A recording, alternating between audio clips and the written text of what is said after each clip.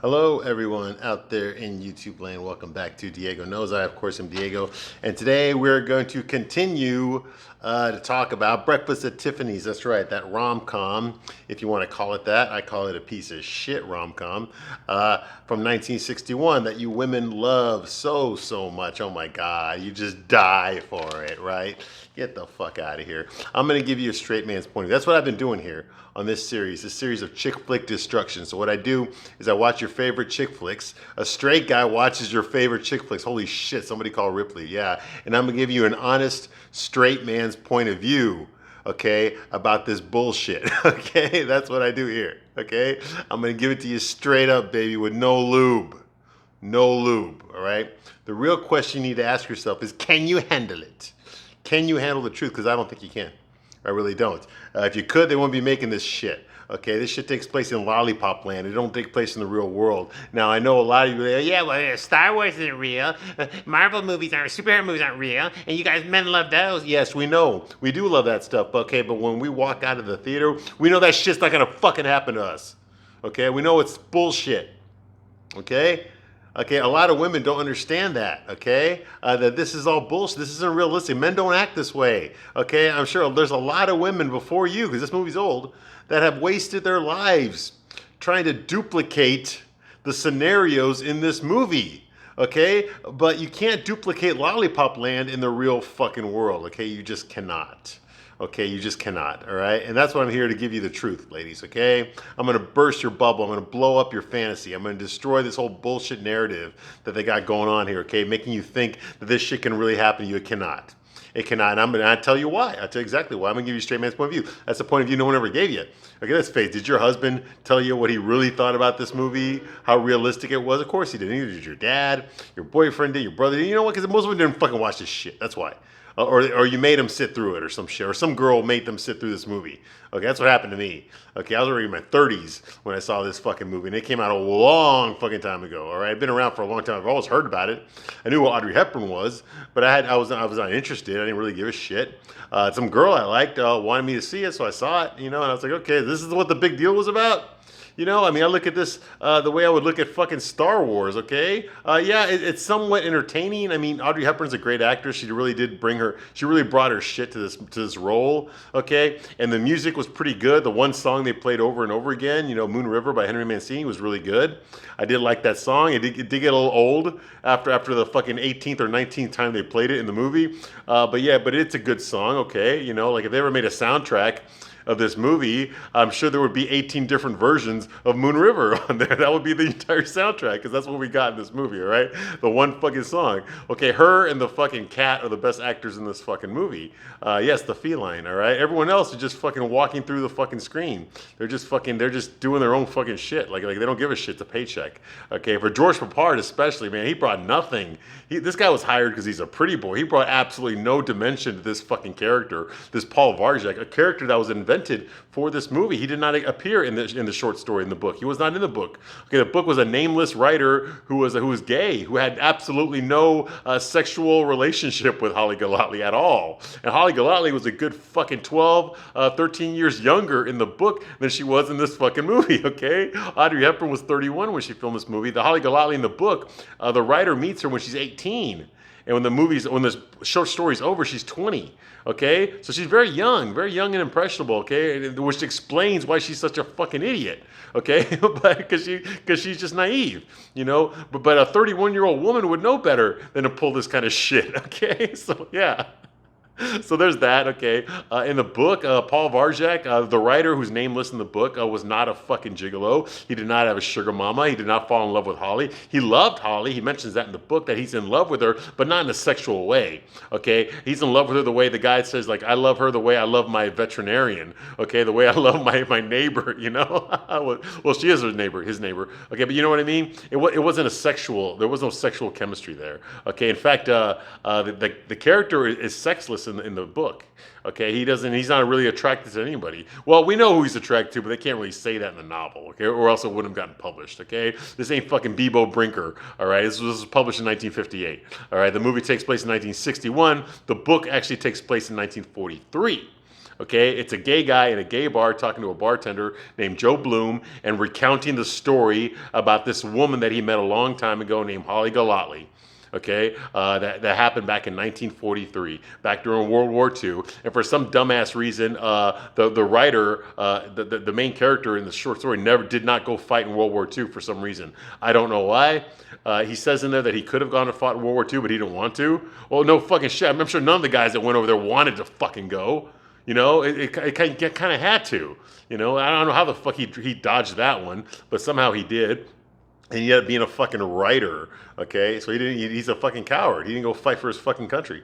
But anyway, I digress. Okay, so what we're doing here is I'm going to give you the straight man's point of view, okay? And we're going to talk about the ending of this movie, okay? So we're about to get into it, okay? So I hope you're ready, okay? Let's finish up fucking Breakfast at Tiffany's right now, okay? And if you're easily offended, get the fuck out of here, okay? Because I will not censor myself to spare your feelings. I'm going to tell you the honest God truth, whether you like it or not. Like I said already, can you handle it? I don't think you can. I don't. Let's finish up Breakfast at Tiffany's. I'm done destroying this fucking movie. Now, it's not all bad. It's not all completely bad. There's a lot of charm to this movie. There really is, okay? You know, the setting, 1961, Upper East Side of Manhattan, New York. You know, the clothes, you know, the way people act, you know, the eccentricism of all these characters. You know, these aren't real people. These are cartoon characters just running around, just like Sex and the City. They're not real people. They're just cartoon characters, one-dimensional cartoon characters. What you see is what you get. You know, if this person looks like a fucking asshole, guess what? They're an asshole. If they look like an idiot, guess what? They're a fucking idiot. You know, it's just like there's nothing else behind it. Okay, it's all superficial. Okay, just like the characters in this movie. Okay, they're all superficial. All right. So moving right along. Okay, Okay, so last time, where we left off last time is Holly got arrested. Holly and Paul both got arrested, but they released Paul right away. He was just wrong place, wrong time, okay? They were building up a case against, I guess, Mr. O'Shaughnessy, which is Holly's lawyer, who's not really a lawyer, okay? But she hired Holly to give her $100 a week to go to prison, to go to Sing Sing prison and visit Sally Tomato, who's the head of the fucking Tomato crime family or some shit, I don't know. And I guess O'Shaughnessy is his lieutenant. He's not really a lawyer. Holly never checked to see if he was a lawyer. She just took his name, his word for it, okay? But anyway, Sally gives her the weather report, okay, which is code for his mob instructions, because he's still leading the gang even from prison. And then Holly delivers the weather report to fucking O'Shaughnessy, and that's how he fucking gives the boss's orders to all his men, okay? And they do deal in narcotics. They don't say which ones, but they deal in fucking drugs, which is it's 1961. This ain't the fucking late 60s, okay? So it's a big fucking deal. So Holly gets arrested. They want her as a material witness to testify against Sally Tomato. Okay, that's why they arrested her. Put pressure on her because she has been, you know, she even admitted on camera. There was reporters there. She made it to the front page of all the newspapers in New York. The reporters are asking her, she's posing for pictures while she's smoking a cigarette in handcuffs. Okay, they're all asking her, did you know Sally Tomato is the head of the fucking mafia, blah, blah, blah. And she says, basically, I don't know. Don't ask me nothing because I don't know. And she says it in French, you know, because she's excited that she has all this attention, that she's kind of a quasi-celebrity right now. Okay, so she basically spills the beans that, yes, I was involved, and implicates herself because she doesn't have a fucking lawyer. She implicates herself live, okay, to the reporters that, yes, I did go to prison every week to pass along the weather report, all right? And she's too fucking stupid, despite the fact she's 31 years old and a prostitute. She's too fucking stupid to realize that she's being used, okay? Okay, so anyway, so they arrest her and they hold her. Paul calls her old fuck buddy slash talent agent named O.J. Berman, who lives in fucking L.A., played by Martin Balsam, the famous character actor. That's the guy that got killed in Psycho. Remember, he fell down the stairs after fucking Norman Bates slashed his face? Yeah, that actor, Martin Balsam. He's been in a lot of shit. Anyway, he plays O.J. Berman. Now, he discovered her when she first came to L.A. after she ran away from fucking Tulip, Texas, from her fucking 52-year-old dad and her fucking younger brother, who she was supposed to take care of, but she abandoned him over there in the farm in Tulip, Texas, hence forcing him to join the fucking army so he could have a fucking place to sleep and fucking 3/4 a day of meals. Okay, and she ran away to LA to find a job to support her brother. Yeah, bullshit. She wanted to become fucking famous no matter how many guys she had to fuck. And she started off with this guy, fucking O.J. Berman, who discovered her, gave her French lessons to get rid of her fucking southern white trash accent, her hillbilly accent, which I don't believe she ever fucking had. Audrey Hepburn sounds like a woman who fucking was born in Belgium, was educated in London, and lived in the fucking Netherlands like Audrey Hepburn did in real fucking life. She does not sound like a fucking a redneck hillbilly girl who fucking just showed up in LA yesterday, and now she's trying to pretend to be a socialite. No, even in her private moments, she doesn't bring out the hillbilly because she doesn't fucking have it. Okay, so they kind of fucked that up. But anyway, so she was screwing this guy O.J. Berman. They were fucking each other, and he helped her out her career. He got her an audition for a major motion picture. She fucking did not show up for it. She shagged him. She went to New York instead. She refused to come back to LA. She wanted to hang out in New York and just date a bunch of rich guys and fucking hook. She met a girl named Max Wildwood, who was another fucking hillbilly from fucking Arkansas, from Wildwood, Arkansas, and she was also a fucking model slash actress. Okay, so she was out there also hooking with Holly Golightly. They were actually roommates and lovers as well. That was in the book, but it's not in the movie.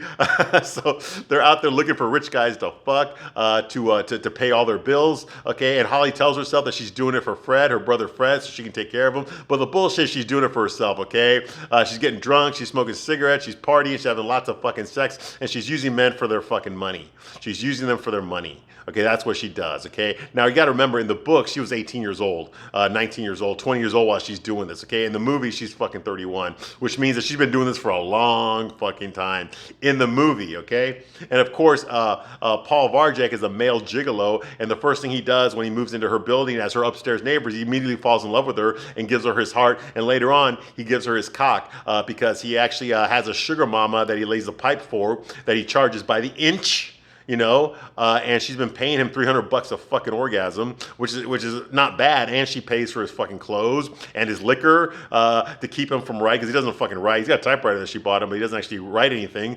He's just drunk all the fucking time. And she pays for his clothes and all his furniture and all the Art Deco shit in his fucking apartment, his luxury apartment, his bed sheets, all that kind of shit. She pays for it, even for the fucking hairspray that he uses on his fucking hair to allow him to survive motorcycle accidents unharmed. Okay, because this guy's hair is perfect the entire time. So he's a fucking Ken doll, fucking this rich older woman, okay, who pays for everything. And then he falls in love with Holly Golightly, the fucking prostitute, who's also in the same racket as he is. Okay, and he falls in love with her because she acts like she fucking like she needs him, and then she pushes him away, and then she starts talking about other guys that she's fucking, which pisses him off. And then she says something nice to him, bats her eyelashes, and he's like, oh, she does like me, she's leading him around the entire fucking movie. And he's like strictly in the friend zone. And then one day after they went shoplifting, they decide to fucking smash, and they do. And now he thinks that she's in love with him, and he's pissed off that she's not, because he already dumped his sugar mama, dumbass, okay, even though he's got no backup plan, and he had to move out of the apartment because he can't afford to live there on his own. He's got no fucking paycheck.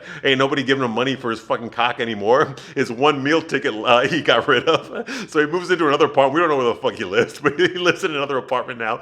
But Holly invites him over because she tells him, hey, I'm going to marry this rich fucking Brazilianaire named Jose fucking Deparia, whatever. Okay, she's gonna marry him, and she's moving tomorrow. She's getting on a plane, and she's going to Brazil to be with him. She's even learning Portuguese and got pictures of fucking Brazil everywhere in her apartment. She's got a fucking bison head on her wall. Okay, all this kind of shit. She's all excited about it. She just invited him for one last dinner together.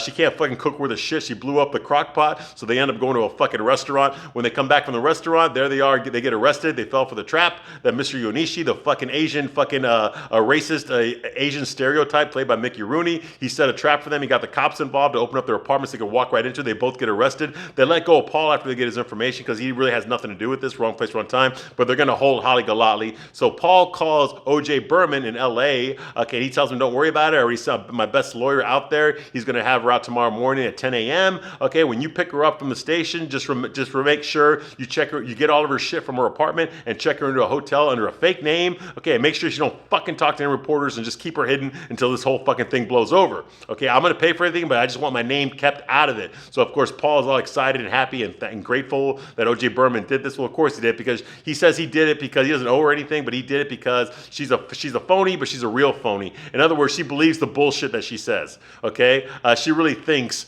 that she is in this for fucking to help her brother out, okay, to make a better life for herself, to marry a fucking rich fucking Brazilianaire and live on Easy Street for the rest of her life by fucking selling her fucking snatch, okay, at $50 for going to the bathroom. All right, well, in real life we know that's bullshit. I think Paul in a way knows this bullshit, even though that's what he was doing. He was getting fucking $300 a fucking orgasm, okay, but he's not doing that. He's not in that racket anymore. He's back to writing now. He's not that successful. He has sold a few fucking short stories. that Holly has read in the magazines, okay? But he says he's got a regular job now. We don't know what it is. I'm pretty sure it's not schling and schlong like he was before, but we don't know what he's doing now. But he's still in love with Holly, even though he doesn't live in that building anymore, and he hasn't seen her in like fucking, anywhere from 3 to 6 months. He has not seen her. Okay, in fact, he was surprised that she even found him, but she found him in the phone book. So he's been living at this new address long enough to have a fucking listing in the phone book. All right. So anyway, he says thank you, okay? And now we're all where we left off in the last video, okay? He goes the next day. It's raining, but he goes the next day at 10 a.m. to pick up Holly from the fucking, the jail, okay? From the police station, okay? Because the lawyer got him out, all right? So he takes a cab, and he actually brings her cat that she does not own, even though she feeds the cat every day, and the cat lives in her fucking apartment. She says she does not own it. That's why the cat does not have a name, because we don't belong to each other, okay? Nobody belongs to anybody. Nobody owns anybody. That's her way of rationalizing it, okay? So the cat does not have a name. All right, but he brings the cat anyway, all right? So she's excited that Paul is there to pick her up at the police station the next day. Okay, he got most of her clothes and put it in the fucking in the back seat. Okay, and he got her cat. So she decides that she's going to get dressed in the backseat of the car. Okay, so she's in the backseat of the car with Paul and the fucking cat, and she decides this is a good moment to get dressed. To change her clothes, okay, in the backseat of the car while the taxi driver is driving.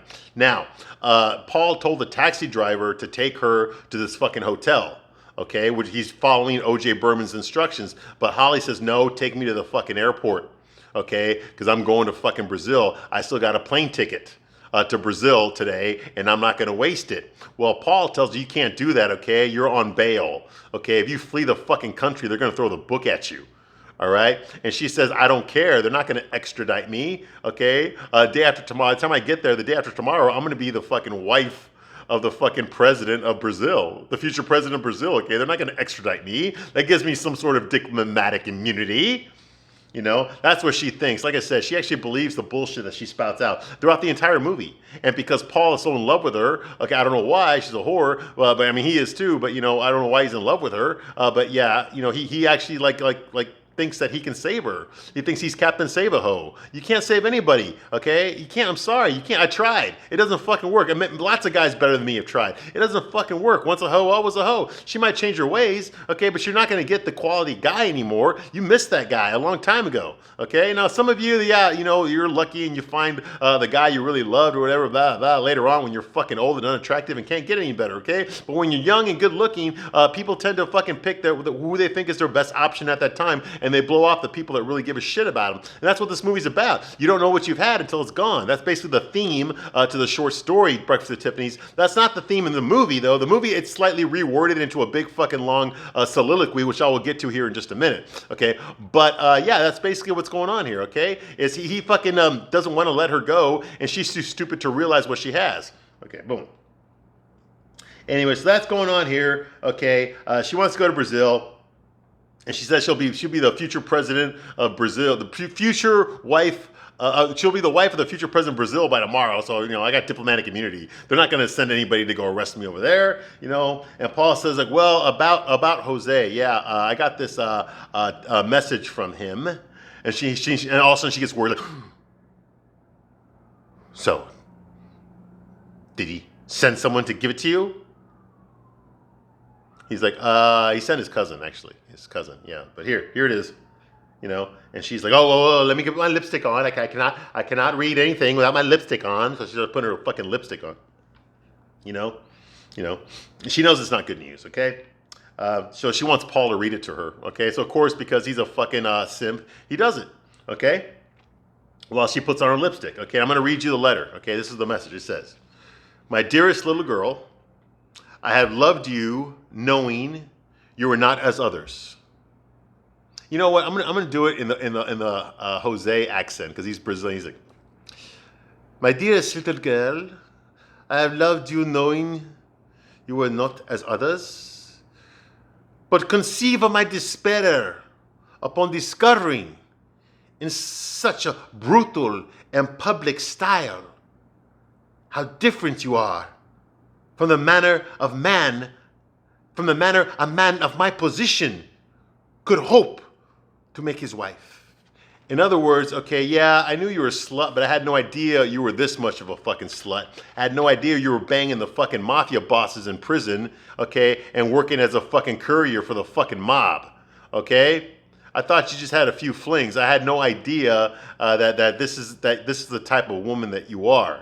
Okay, I come from a prestigious family. I'm fucking super rich. Okay, I can't have my name associated in public with you. That's gonna fuck up my reputation, and my family hears about it. They're probably gonna cut me off. All right, so I can't be associated with you. Okay, so you gotta understand that fucking I got nothing. I want to do with you anymore. All right, you're a lot more. You're a lot more of a fucking. You're a lot more trouble than you're worth. Okay, that's basically what he's telling her. Okay, but in a nice way. Okay. I continue. I grieve for the disgrace of your present circumstances, and I do not find it in my heart to add my condemn to the condemn that already surrounds you. So I hope you will find it in your heart not to condemn me. I have my family and my name to protect. And I am a coward where these institutions enter.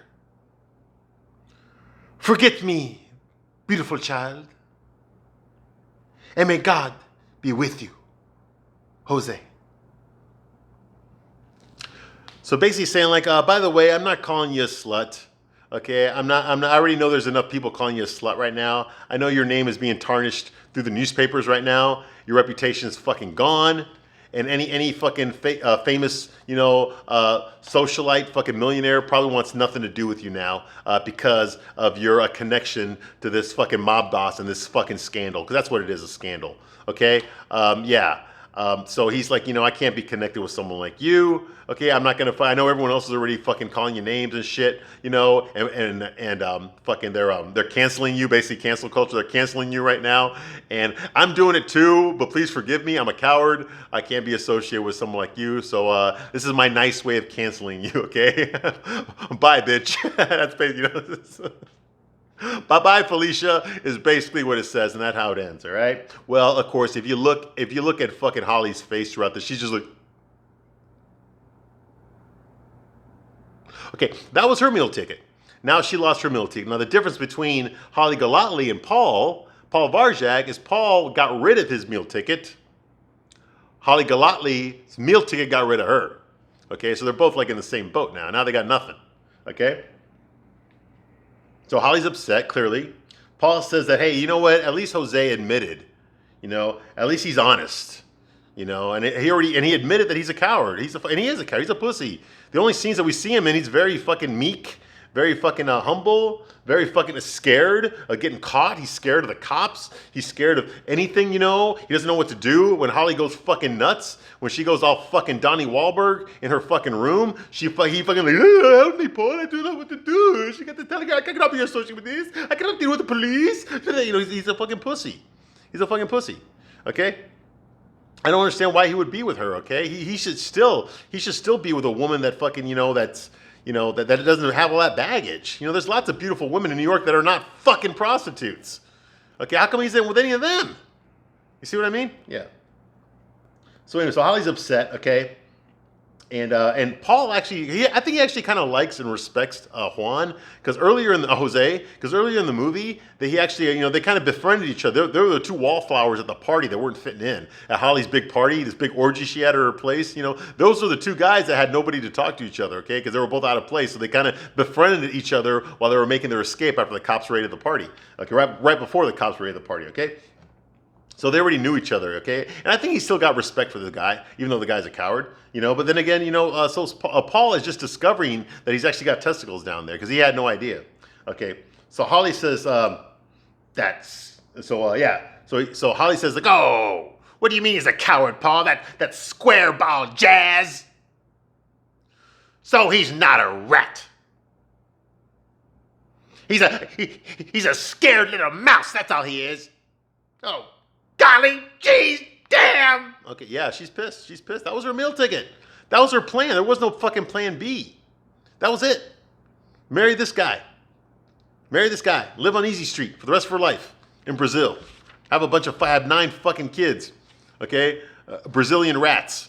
You know, brats. That's what she called them earlier. Her future fucking kids. You know, that's what she thought was going to happen. And now that blew up in her face. She had no plan B, okay? Her meal ticket's gone. So Holly still decides to fly to Brazil immediately anyway. She says, I'm going to Brazil. I don't give a shit. Okay? It's a perfectly good ticket, Paul. And I'm not going to waste it. Okay? You know? And she says, don't worry, Paul, don't worry. I'm not going there for Jose. You know? She wants to start a new life. She's going to start a new life in Brazil, away from New York. Okay? They won't try to, she's confident they will not try to extradite her over there. Because remember, if she skips town, they're going to put a warrant out for her arrest. Because they want her as a material witness, okay? They want her to testify against Sally Tomato, which she's not going to do because she still loves and respects Sally Tomato. This is the guy that paid her $100 a week for nothing, basically, just to go visit him and talk to him in prison, you know?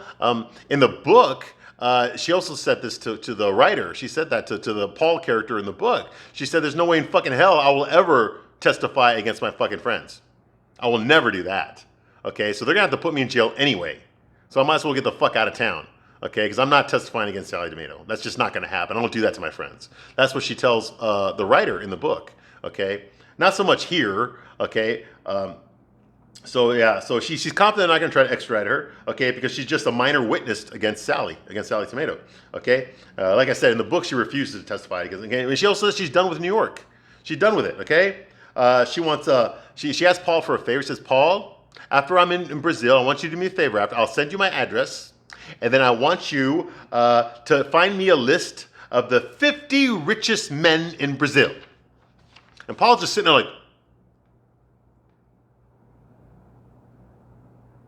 you know, he's like, okay, I'm not. And he tells her, he's like, look, Collie, I'm not gonna let you do this. Okay, I'm in love with you. Don't you understand? I love you. I know you're a whore. I know you get filled out by rich guys only. I know I'm the brokest dick you've ever had inside of you.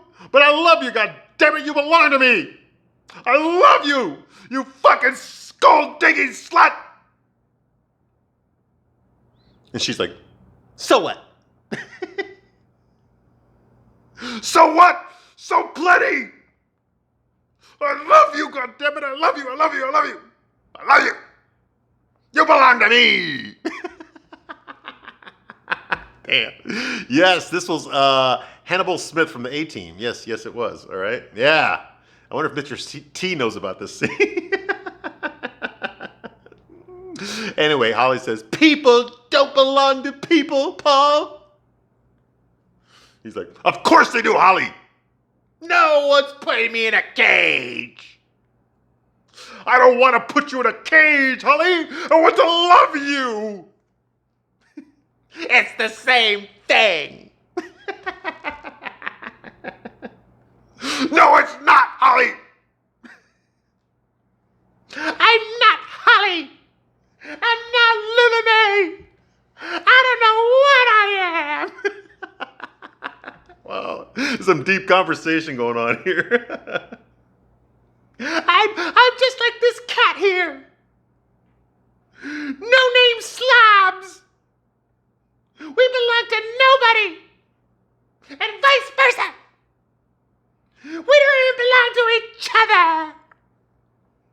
Stop the cab. Stop the cab. And the cat, he stops the cab. She opens the door and she fucking throws the cat out. She throws the it's thunderstorming outside. She throws the cat out of the fucking taxi cab into the fucking rain, into a dirty fucking alley. She throws it. He says, "You like it here? I'm sure there's mice around." And she throws the fucking cat out of there. And then she closes the door and tells the cat to keep going. Well, now Paul sees what she just did. He's like, oh my God, you just threw the fucking cat out there. I think now, finally, at the end of the movie, he's finally starting to realize just who fucking Holly Golightly really is. Okay, who Lula Mae Barnes really is. This is a woman who doesn't appreciate a goddamn thing in her fucking life. Okay, she loses all these things because because it's not because people they don't get rid of her. Okay, she gets rid of them way before anyone ever gets rid of her. Okay, she got rid of Paul before he moved out. She only saw him as a friend, even after she fucked him, he was still in the friend zone. Okay, same thing with Jose. You know, she fucking disqualified him back when she first met him, but she wanted to marry him for his money. She didn't give a shit about him. She even said it to Paul. She's like, this guy's not my first choice. You know, but he'll do. You know, so she already disqualified any chance of being happy with this guy before she even fucking moved to Brazil to be with him. Okay, same thing with this cat. Okay, she fucking dehumanized, if that's even a word, dehumanized the cat before she even fucking met the cat. You know, before she even took the cat in, she already said, "Hey, you don't belong to me. I'm gonna take care of you, but I don't love you. I don't give a shit about you." And yet she still fed the cat every day. You know, she still had the cat living there with her. Okay, you see what I mean? This is what she does. Okay, she had a fucking family. Yeah, it wasn't ideal at all. I mean, basically it was child rape. She married an old man. Okay, a 51-year-old man when she was 12 years old. Okay, but she had a family. She had her brother there. She had people that wanted her there. They legitimately cared about her. She could have grown up and divorced him and done something else, but she didn't do that. She fucking ran away. She got rid of the family before the family could get rid of her. You see, and that's just what she's doing right now. Okay, she got rid of the cat. Okay, to prove that she doesn't give a shit about people. Okay, and that's the real reason that she's alone. That's the real reason she's not happy, is because people don't love her. That's what she thinks. But the truth is that people do love her. She doesn't love them. That's the problem. Well, Paul finally grew some nuts and saw this, and he's like, "Oh, fuck this noise."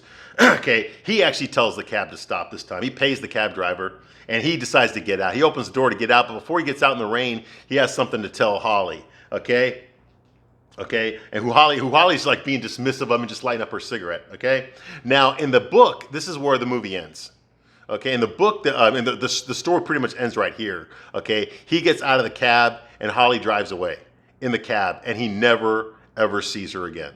That is how the book ended. Okay, he did get a letter from her later on asking him how he's doing. She's living in Brazil now. She's happy. Everything's going well. She met some guy, whatever, and she's going to come to New York to visit.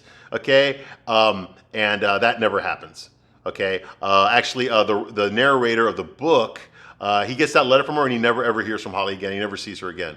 All right, but he does try to find the cat in the alley. He does not find the cat, but one day he is walking down the street and he sees that cat, who I'm pretty sure has a name now, inside somebody's window, inside the window, with a collar on. Okay, and there's a family that lives in there. And he recognizes the cat immediately, and he's actually upset that Holly didn't come back, that he never saw Holly again, because he wanted to tell Holly, "Hey, listen, I found the cat. The cat's living with a family right now, you know, and I'm pretty sure the cat has a name now, and I'm pretty sure the cat's being well fed and loved." And, you know, he also tells us, the reader, that I kind of hope that Holly is also the same. I hope she's found a place. I hope she's found a family. I hope she's found love, and I hope that she's, living her life to the best now. I really hope that for her, okay? And that's how the book ends. That's how the story ends, okay? But not the movie. The movie goes a totally different direction, okay? All right. So, yeah, so Paul's about to get out of the cab. He's disgusted with Holly. Finally, he's pissed off at her, okay, because of this, all right? You don't throw the fucking cat out there like that to fend for itself. You don't do that to people. You know, not someone you've been taking care of all this time, you know? After all that time she had the cat, you know, she just does that to him. You know, even I wouldn't do that, you know? So Paul pays the cab driver and he tells her, "Okay, I'm going to read to you exactly what he says." He says, "You know what's wrong with you? Holly, you're chicken. No guts. You're afraid to say, okay, life's a fact. People do fall in love. People do belong to each other. Because that's the only chance anybody's got for real happiness. You call yourself a free spirit, a wild thing. You're terrified someone's gonna stick you in a cage. Well, baby, you're already in that cage. You built it yourself. It's not bounded by Tulip, Texas, or the East, or Somaliland, where the fuck that is. Because no matter where you run, you just end up running into yourself." Then he pulls out the fucking engraved Cracker Jack box ring that he had engraved at Tiffany's, the Cracker Jack ring, okay? And basically throws it at her. Here, I've been carrying this around for months. I don't want it anymore. He throws the ring at her, you know? And then he slams the door and walks away. And Holly's just like smoking her cigarette inside the cab, yeah, with the windows down.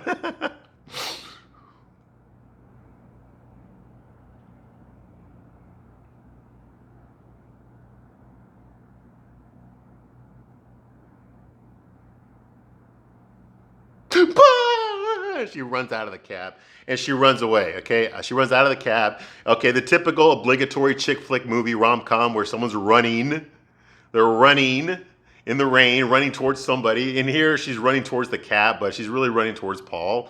Okay, like I said, none of this shit happened in the book, all right? She's running in the rain, just like every fucking rom-com. There's always somebody running, physically running towards the airport or whatever, wherever the fuck is going on, okay?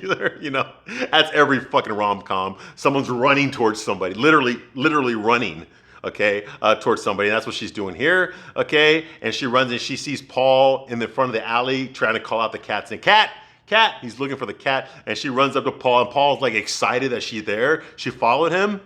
She actually got out of the cab and followed him, which means that she's not going to go to the airport after all. And she says, where is the cat? Where? He's like, I don't know. I don't know. In other words, he has no answers. She wants all the answers in life right now. And he doesn't have any to give her. He's just as confused about life as she is. That's the subtext behind the scene, by the way. He's just as confused about life as she is. He doesn't have all the answers. He doesn't know if he's going to be happy. He doesn't know if they'll be happy. He doesn't know if the cat's going to be okay. He doesn't know shit. But he's willing to give it a chance anyway.